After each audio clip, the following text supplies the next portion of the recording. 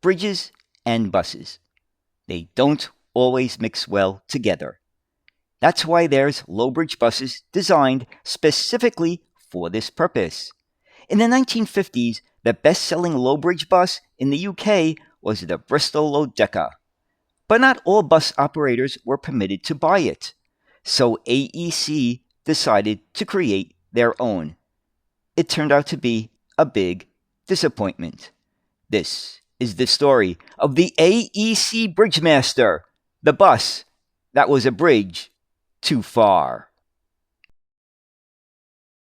Hi, this is Jeffrey, and in this video, we're going to take a look at the AEC Bridgemaster. Now, British bus operators have always had a need for low-height or low-bridge buses that can safely fit under a bridge or an overpass. Now, back in the 1950s, the most successful low-bridge bus that was produced was the Bristol Lokekka. However, it was only available to those operators that were state-owned or part of the Tilling Group. So if you were part of the BET Group, or if you were an independent or a municipal, you were not permitted to buy the Bristol Lokekka.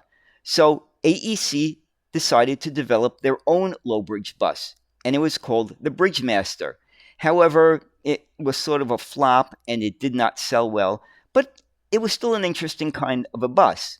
So let's get started at looking at this bus, the AEC Bridgemaster.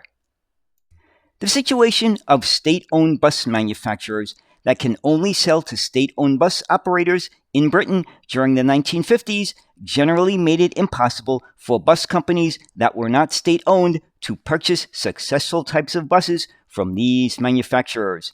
For instance, if you were part of the British Electric Traction Group, you generally could not buy a bus from state-owned Bristol Eastern Coachworks. The AEC Bridgemaster was designed to alleviate this problem for low-height buses required outside of the state-owned Tilling Group of operators. Considered a cumbersome and somewhat ungainly design, it was introduced by AEC in 1956 to meet the demand of low-height double-deckers from municipal and independent bus operators across the United Kingdom, which were barred from purchasing the very popular Bristol Lodekka, of which over 5,000 were eventually built. The Bridgemaster had a relatively lackluster and short career for such an interesting vehicle. Built on the same chassis principle as the Routemaster, using AEC subframes and with lightweight alloy framing, the bodywork was designed in the mid-1950s at Park Royal using experience from the Routemaster development. Having a dropped axle similar to the successful Bristol Lokekka, with which it was in direct competition, it enabled the floor height to be reduced, thus decreasing the overall high point dimension of the bus. This would make it suitable for height-restricted routes, hence the name.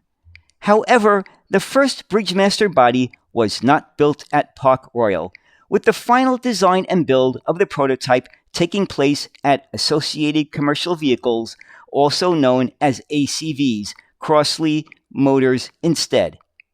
And in this form, the Bridgemaster made its debut at the 1956 Commercial Motor Show. It looked like what is said to be an amalgamation of a bus with a Regent-style front and a Routemaster rear. Unfortunately, and in retrospect, the Bridgemaster was doomed from the beginning. The prototypes did not find favor with ACV's main potential operators for these buses, most of which were part of the huge BET or British Electric Traction conglomerate that demanded steel-framed buses rather than London Transport's preference for aluminum.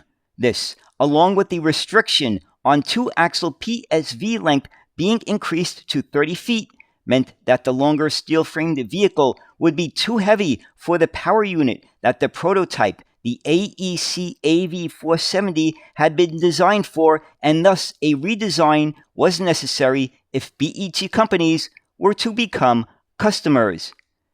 2 years later, in 1958, the year that ACV closed its Crossley business, the redesigned Park Royal-bodied Bridgemaster was shown at the Commercial Motor Show along with perhaps somewhat conflictingly, the Routemaster RM8.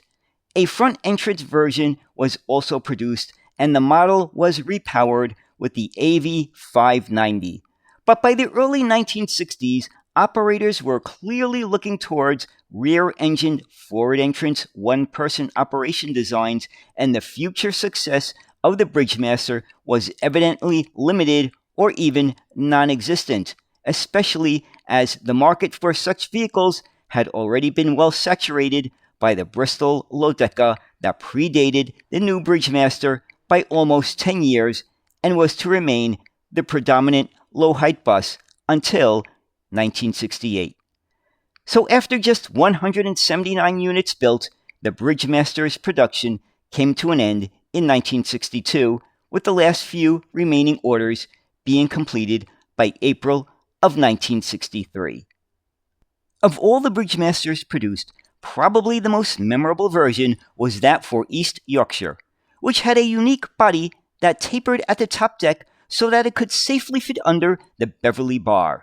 East Yorkshire was the biggest customer of the Bridgemaster with a fleet of 50 buses.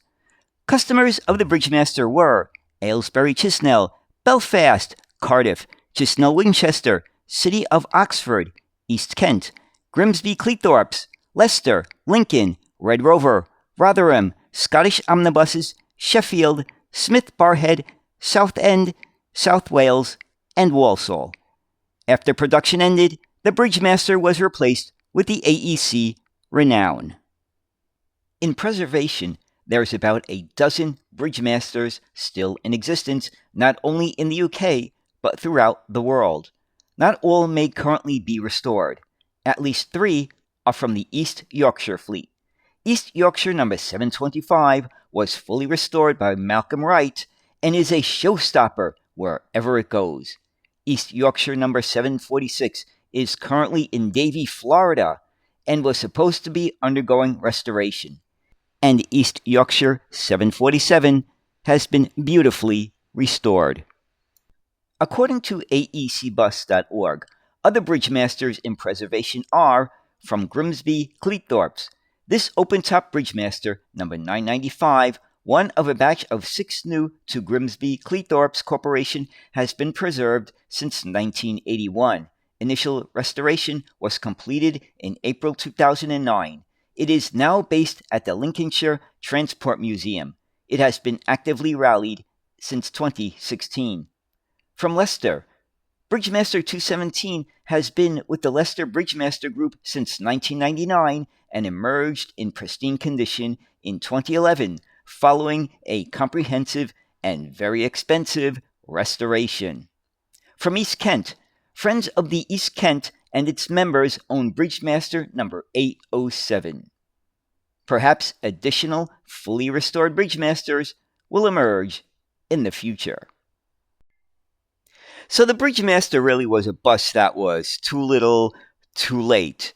It was a good attempt by AEC to develop a bus that can be purchased by non-tilling companies that was of a low height or low bridge design, but the prototype was not what the bus operators were looking for, and by the time it was redesigned, well, that type of bus with an engine at the front and an entrance at the rear or behind the front axle was really falling out of favor with a lot of operators. So that's why sales were low and only about 179 or 180 of them were built. And I think the design is kind of interesting. It looks a bit imposing for a low-height bus. So I think the way it looks is quite interesting in its own right. So anyway, I hope you enjoyed this look at the AEC Bridgemaster. And as always, thank you so much for watching and have a great day. Bye.